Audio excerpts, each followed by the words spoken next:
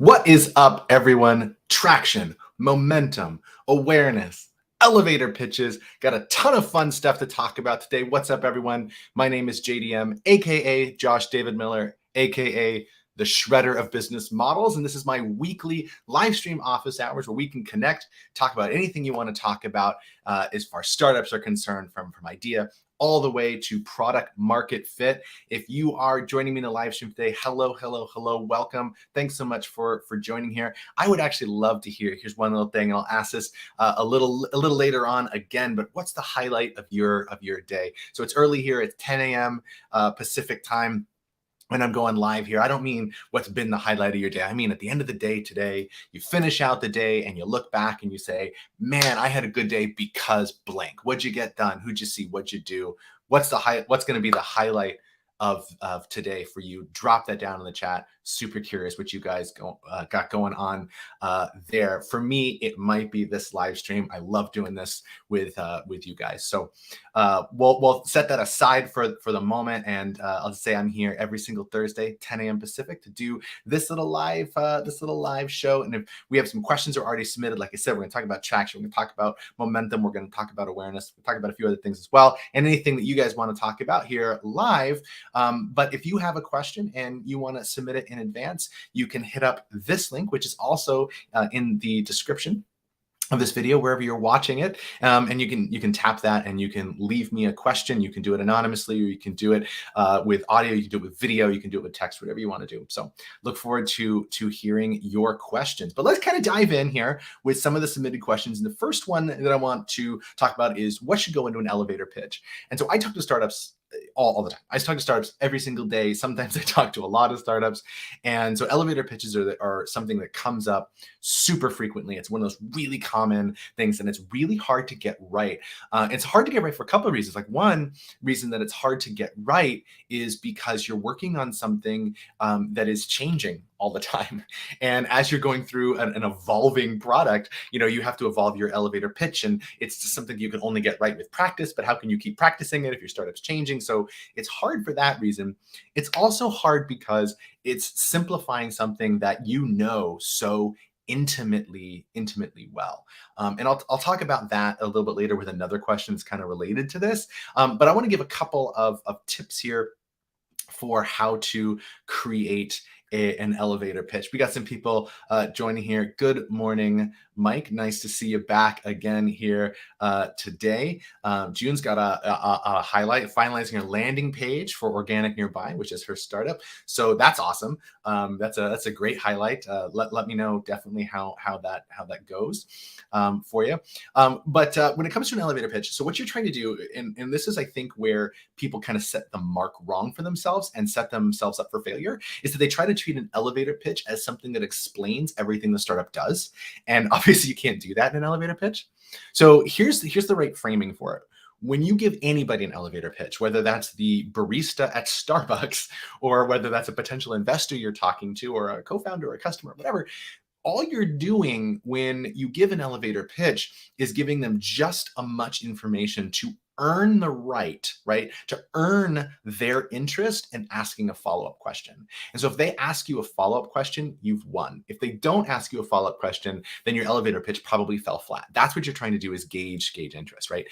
And if you're talking to the barista at Starbucks, it's okay for your elevator pitch to fall flat. Hopefully it doesn't, but not everybody is in your spaces, in your customers, in some of the interest. But so that's what you're trying to do, is earn the interest into a follow-up question. And let me give you two ways to do that. So one common way, and this is what I tend to gravitate toward personally, is the who, what, how, why framework. So I've talked before on this, and I talk about it all the time in my newsletter, about a business model is always composed of those four questions. Who is the customer? What's the value proposition? How are we delivering and creating that value? And then why does this make money? And it's always those four things. And so if you just answer those four questions in 2 or 3 sentences, you've got an elevator pitch that's probably pretty clear, because you're saying who you're serving, You're saying what the value proposition and what the problem that you're solving for them is, and why that's amazing as a solution. Then we talk about how you're creating value and how you're delivering that value. That's when you say kind of what it is. Is it a SaaS product? Is it a mobile app? Is it a service business? Is it a whatever? You're kind of saying what that is, and then why does this make money? Is the size of the problem or the revenue model or whatever it is that you are working on there. So it's always those four things. If you want to give it a try, throw it into the comments. What your answer to those four questions is: who is the customer? What's your value prop? How are you creating and delivering that value? And why does it make money? Drop those in, see if you can create like 2 or 3 sentences that sum up what you're working on there. So that would be definitely pretty cool to do. And the other way that you can earn their interest in that follow-up question is by using what we often call a product statement. And this is something that is more of like a formula for how you can structure it. And it doesn't follow the same formula as who, what, how, why, but it has a lot of the same things. And so I can drop a link to it, but here's, I'm just going to read to you like the structure of it. So it's like startup or product. This is who you are, is a whatever you are, an app, a product, whatever, for a particular customer who has a particular need, right? So startup is a type for customer who has need. And the second sentence is, it has this key feature which delivers this key benefit. So you're speaking to the value proposition there. And then you want to contrast yourself with your competition by saying, unlike whatever the primary competition, competitor, alternative is, and then this is our differentiator. So that's a way that you can kind of bundle that all up. And to give like a really stupid example, I often make up a to-do app that I call To-Doerly, because it's a startup. It has to end in an R, and of course it's a .ly domain. And so, To-Doerly is my fake to-do app. And so here's an example of that same formula applied to this completely contrived startup. So To-Doerly is an app for social media influencers who focus on video, who struggle with managing the large volume of content they create. So it's a thing, it's an app. Social media influencers who focus on video struggle with managing large volume of content, right? Customer problem. Second sentence, right? It has a cross-platform social media dashboard, that's the feature, which allows them to quickly see what kinds of content are resonating. And that's the benefit, right? So we had feature and benefit. Now we contrast it with a competitor. Unlike Buffer, we are a platform for creators, by creators, and we get creators, right? So it's that kind of thing. So if we go through that whole sentence again, To-Doerly is an app for social media influencers who focus on video, who struggle with managing the large volume of content they create. It has a cross-platform social media dashboard, which allows them to quickly see what kinds of content are resonating. And unlike Buffer, we're a platform for creators, by creators, and we get creators, right? So it's that just simple structure, product type, customer need, feature benefit, primary competitor, and our differentiator. So it's another way that you can go about structuring that kind of elevator pitch. So 2 different formulas for the same thing. You'll experiment with it over time and you'll come up with different ways of doing it. But at the end of the day, earn the interest in that follow-up question. And the way that you do that is by getting information out to a large volume of people, gauging their reactions, and then just making constant tweaks throughout the day. So that's what you want to focus on. And yeah, that's kind of all I have to say about elevator pitches. So the second thing is actually not a question.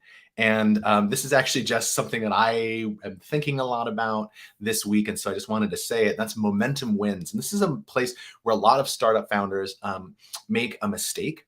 So they have like an action that they can take right now, but they don't take the action because they're waiting for the right moment to take that action. I can't do that until, right? And then once this thing happens, then I can. And it's that kind of thinking that actually gets you into a lot of trouble. So an example of this is actually from a startup. I won't name them, but it's actually a startup that I was working with earlier this week. And so they had this big list of potential customers.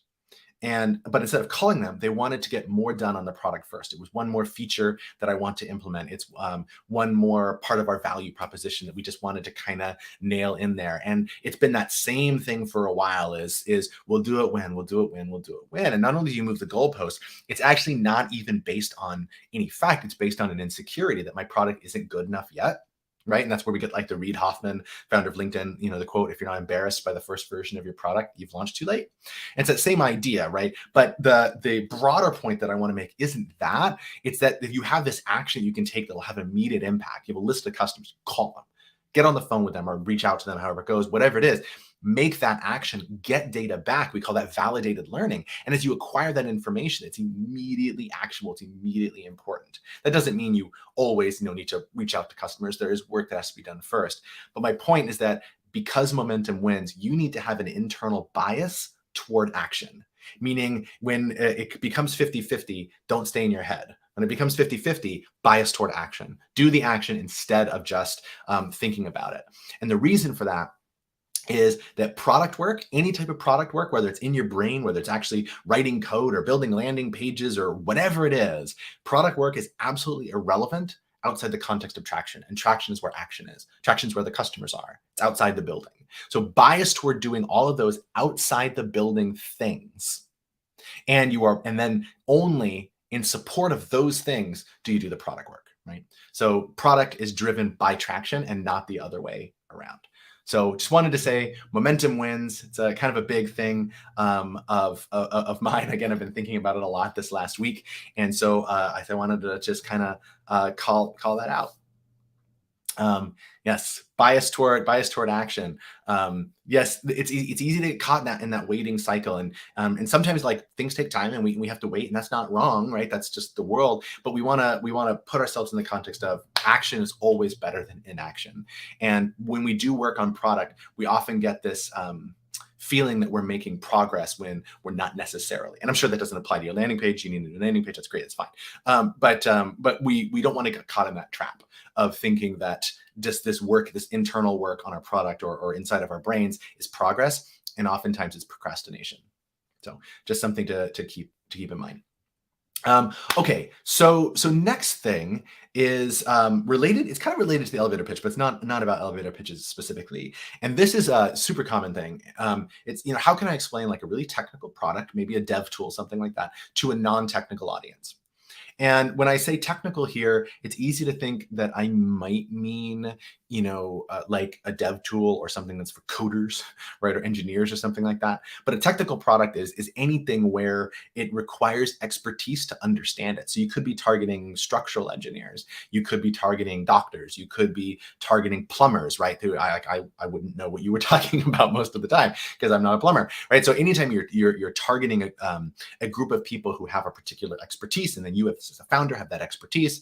And so you have to be able to explain that outside of the context of those individual people, which means you have to explain it to the non-technical audiences, explain it to non-plumbers or non-developers or whatever. So it's a really hard thing to do because for a few things. So one, technical founders have too much knowledge. They just have way too much knowledge in their head. And so they can't get back, or it's difficult to get back at least, to what we call the beginner's mind, where you can't really put yourself in the shoes of when you didn't know all this information. So then it's like, how much information do I have to explain? What's necessary to understand the problem? And if they don't get it, then I try to, my gut is to just keep explaining more and more and more and more and more of the technical details, when all we're doing is actually making the problem worse by giving them too much information because we have trouble filtering down. So it's really, really hard to do. So tough truth is no one cares about the technical details except for the technical people. Right? So if you're talking to somebody who's a non-technical person, they do not care about the technical details, and you do not want to include them. You want to focus on the pain, right? Who the customer is. You want to focus on the pain that customer experiences. That's their needs, wants, and fears. Then how you're solving it, right? That's your features, benefits, and experience. And then of course the other aspects of the business model as well. But you, as far as the product is concerned, you want to actually oversimplify the entire thing to a point where it offends you. And so this is like often a thing. So people go, well, if I say that, that's not really totally accurate to the way things work. It's like, that's not the point. Because what you're doing is pointing over there and giving them a picture of, oh, it's that kind of thing.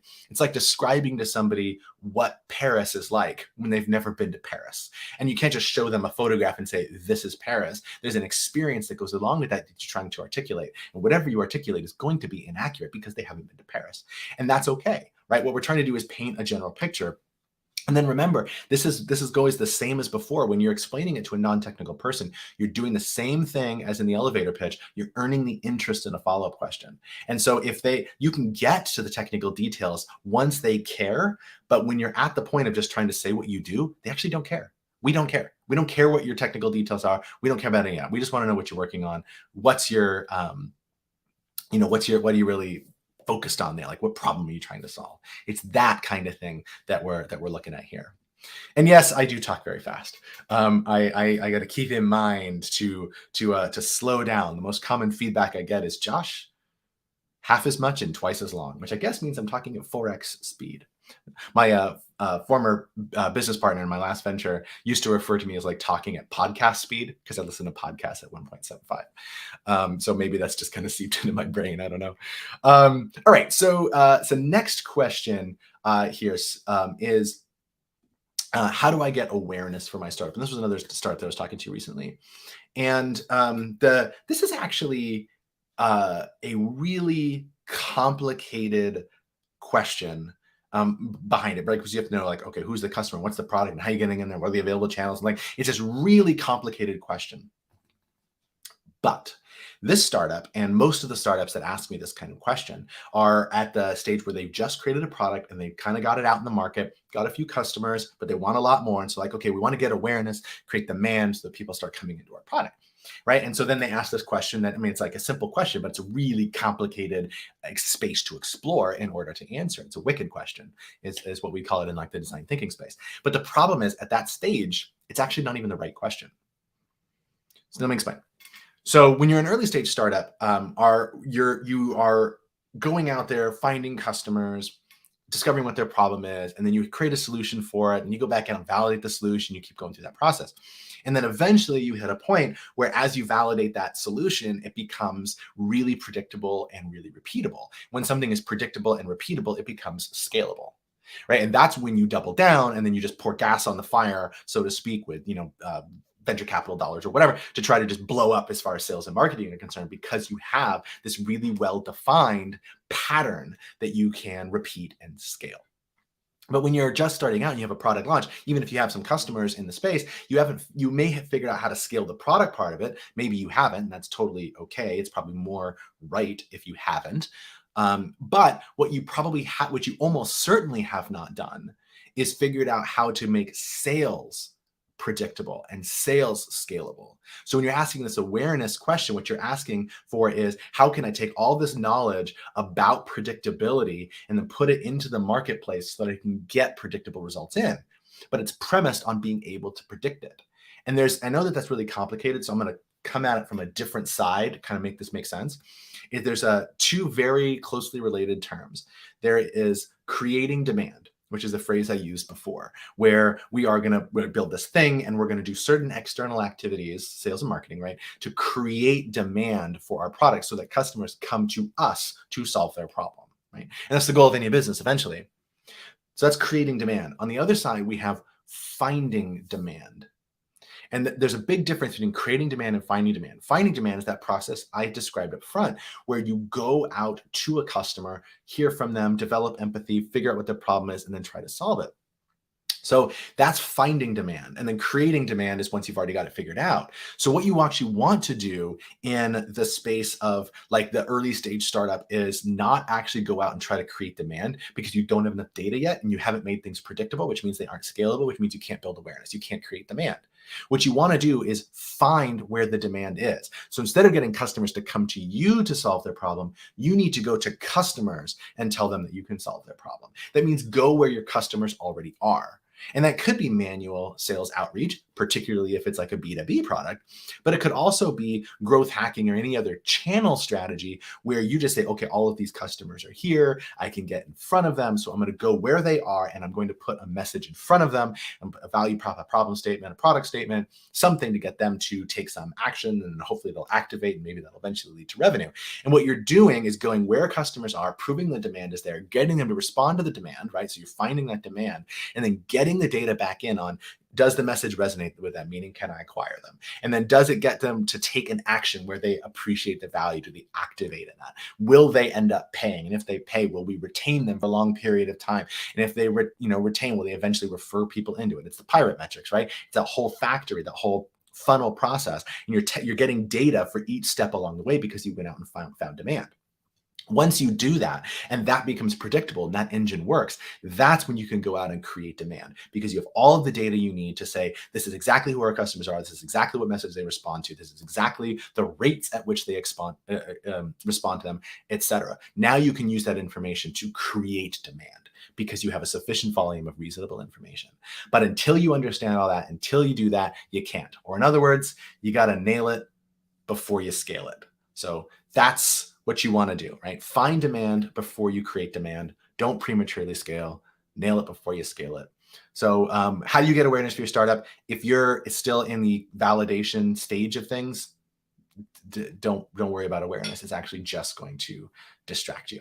So that was the end of the questions that I have for this week. So thanks so much for joining. I'm going to be right back here next Thursday, August 11th, 10 a.m. Pacific, as always. Like I said, hit the link in the description if you want to submit a question and talk about something on the air here. That would be totally dope. Like I said, you can record a video if you want to, and I'll play it right here on the air. It's been a while since you got done. Now I'm getting text questions, but love to see your faces on the stream. So with that, remember, let me know what the highlight of your day is. Super curious. So this is a thing you're laying in bed tonight. You're about to go to sleep. This is the one thing that you got done today that made you go, this was a day worth doing. Tell me what that one highlight is, and then make time later today to go get it done. Let me know in the comments what your highlight is. I'm finishing mine right now, having a great time with you guys. And that's that. So got some good comments here on some of the questions that I asked. So I'm going to go back and read those, but I'll do that offline and respond. Thank you so much. And I will see you guys next week. Have a great weekend.